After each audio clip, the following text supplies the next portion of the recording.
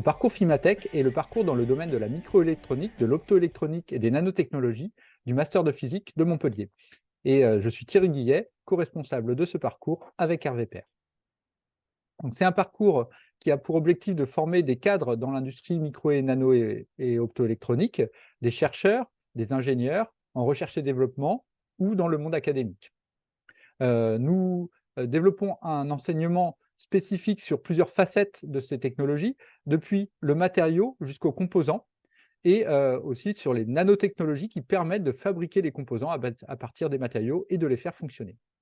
Donc, ça s'appuie sur des bases théoriques fortes, sur une place importante pour la fabrication, les procédés de fabrication, leur démonstration en salle blanche, et la caractérisation à l'échelle nanométrique des composants et des objets et des matériaux que nous fabriquons. Et enfin, la modélisation et la simulation de ces processus physiques. Je reviendrai en fin de présentation sur deux options, le double diplôme Management et technologie des systèmes avec l'IAE et l'apprentissage en M2. L'insertion professionnelle de nos étudiants est très satisfaisante, avec 42% de nos étudiants qui ont pris un emploi directement après le master et 54% qui ont poursuivi par une thèse avant de trouver un emploi. Une rémunération pour les doctorants de l'ordre de 1 850 € net et de 2 800 € net pour les étudiants hors doctorat. Ces statistiques est spécifique au parcours Fimatech et vous trouverez les statistiques de l'ensemble du master sur la présentation du master et les enquêtes de l'OSIP. Quelques exemples de postes occupés par nos étudiants et d'industriels qui les emploient, donc principalement des postes d'ingénieurs en recherche et développement et en production. Nous avons aussi quelques étudiants qui poursuivent dans les laboratoires publics sur des postes d'ingénieurs d'études, ingénieurs de recherche, soit dans les instituts de recherche, soit dans les universités en France ou à l'étranger. L'industrie du semi-conducteur est en pleine expansion, continue depuis 40 ans. Vous voyez ici un substrat de silicium avec des transistors, ici des images de microélectronique de ces transistors. Cette croissance de l'industrie du semi-conducteur, elle a commencé dans les années 80 et elle s'explique par plusieurs révolutions, l'ordinateur personnel, le téléphone portable, les tablettes, l'Internet des objets, tout ce qui s'est développé au cours des 40 dernières années et continue à se développer très fortement. Le programme du master s'effectue sur 2 ans, avec une première année mutualisée avec l'ensemble des parcours pour le premier semestre, et ensuite une spécialisation dès le second semestre, en particulier sur tout ce qui est physique de la matière condensée, traitement des données et optoélectronique. La première année se termine par un stage de 7 à 9 semaines en laboratoire de recherche, essentiellement.